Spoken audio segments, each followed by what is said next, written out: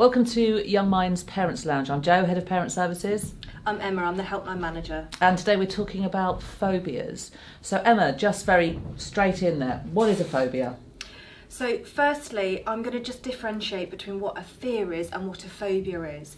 So all children experience fears and anxiety. They're normally what we call transient, which means that they're temporary and children will grow out of them. So we know that's a really, really developmentally normal, healthy experience, and we all go through that. These fears tend to creep in and up and become phobias when they've lasted for more than 6 months and when they are absolutely debilitating and they are characterised by a deeply disproportionate and immobilising fear of an object or a situation or a place or a feeling. Are they always caused by something?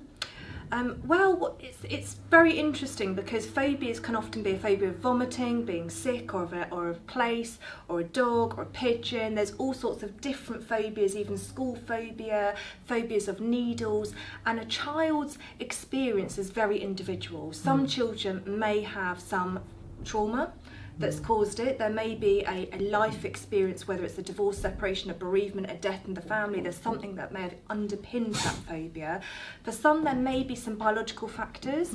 So it may be that there is a family history of anxiety, there's some genetic predisposition, or for others, it may be more of a learned response. And what does a phobia look like? How does it manifest and impact? So a phobia will mean that a child has a very, very deep fear, and they fear that there is an imminent danger if they are exposed to whatever it is that they're afraid of. So if a child is afraid of a dog, if they just have a fear or an anxiety, they may prefer not to be in the vicinity of a dog, and they may feel a little bit afraid and say, no, could we walk the other direction?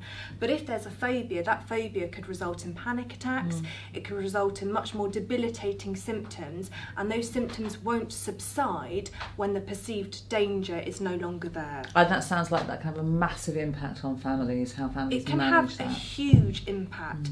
We often hear in the helpline that from parents that there may be young people with phobias of being sick. That's a really common phobia.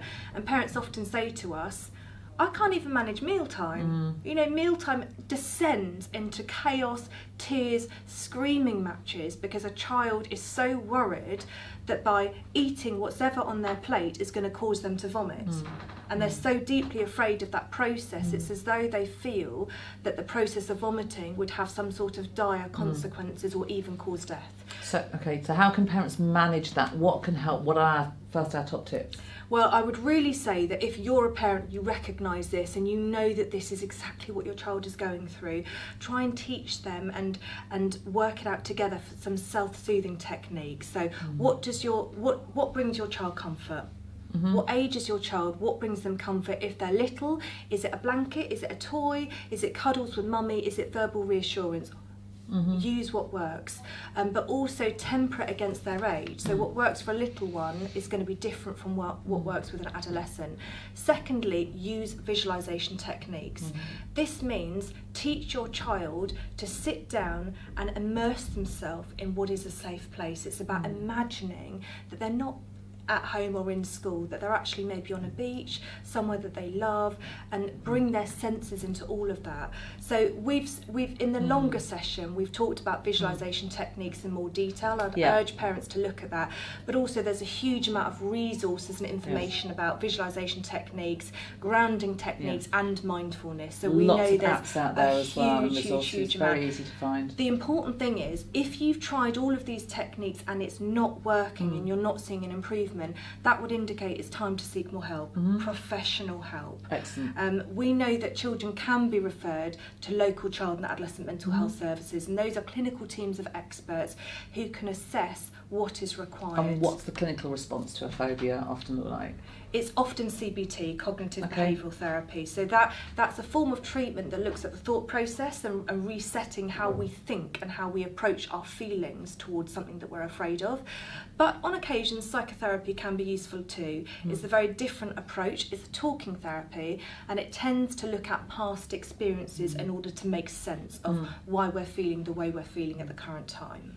Brilliant, thank you. And of course the key message to parents really in all of this is very much to look after themselves. Definitely. I mean, living with a phobia is draining, it's exhausting, it's exasperating. It can cause family conflict, it can cause frustration, and it can cause anger. And it's so important just to know that it's okay to seek help for yourself.